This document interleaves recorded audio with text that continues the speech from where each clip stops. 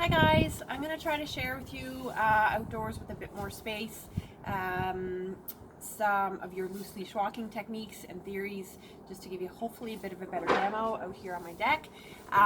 So a few weeks ago I shared the foundation that talks about teaching your dogs to follow the feel of their leash, follow the feel of the pressure rather than resist it.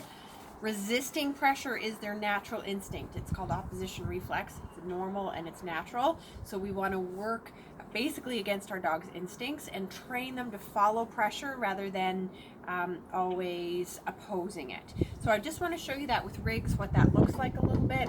Hopefully, it's a little windy and my tablet already fell over once, so hopefully it doesn't happen again. I may step in to stabilize it from time to time.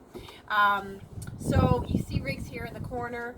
My leash is slightly tight. It's doesn't have a lot of tension. Watch what happens when I apply some tension to his leash. Yes. Okay, so you want to mark and reward the moment. That's the first step of when they release pressure on their from their collar. When they feel a little added tension from your leash. Again, their natural instinct is to resist that, which is what creates pulling. But when we teach our dogs to follow the pressure and follow the feel of their leash, that is the first step to a nice walking foundation. So I'll get him in the view a little bit so you can see him. I'm going to tighten my leash. Yes. I'm going to mark and reward when my dog again releases that pressure. That's the very first step. So I shared that a few videos ago, probably very poorly in my house.